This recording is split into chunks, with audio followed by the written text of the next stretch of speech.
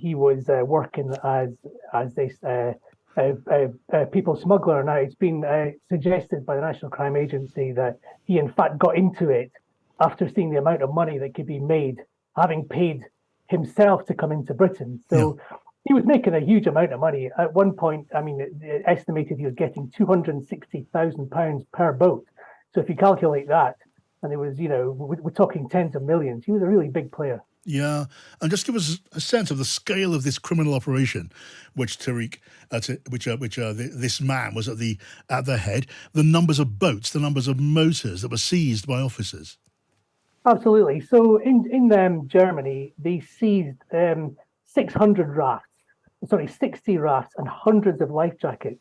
Now that's just plus the engines as well.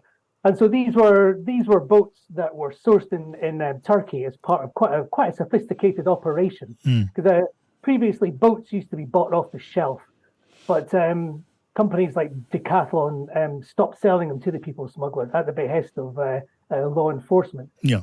So ever enterprising, people smugglers started building these boats in Turkey, much bigger ones, in fact, so they could build them to carry at that point 40 migrants per boat. They would then be taken across Europe in a fairly sophisticated operation after being put together in Turkey using parts from China. And then they would be assembled at the border, brought across, and then they would be brought to the beaches in France. So we're talking fairly major logistical operation. To what extent then, Tariq, was this an international law enforcement operation? We hear a lot about, and there's a lot of importance attached by the British government, among others, to cooperation between border agencies of different countries in Europe and police forces. To what extent was this an international operation? Absolutely. The NCA made that point in their briefings before the trial. He was in fact arrested by the Belgians, and that's how he at that point. So it was when he was arrested. A boat containing, a car containing some of his boats was detained by the Belgians.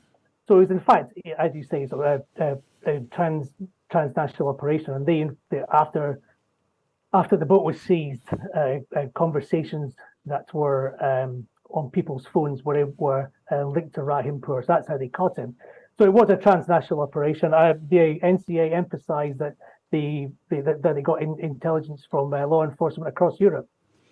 Right, and this was a big operation. One of the dominant operations of its kind, but it was only one, and there will be others. I wonder, will there be more prosecutions coming? There must be many more gangsters of this kind who are at large and operating. Well, the NCA say admit themselves that while he was a fairly significant, he was a big player, a significant player. These people are ever adaptable. There's always going to be someone who's going to step up and find new ways of trying to get around being detected.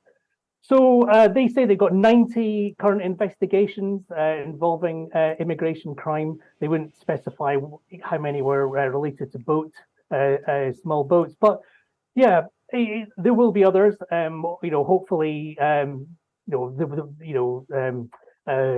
NCA and others will be able to catch them because they are putting people's lives at risk. Yeah. They have absolutely complete disregard for people's lives. I mean, breaking up an operation like this, Tariq, does this really dent the extent of people smuggling, or will there just be others who will fill the vacuum, move in and take up this criminal's share of the market?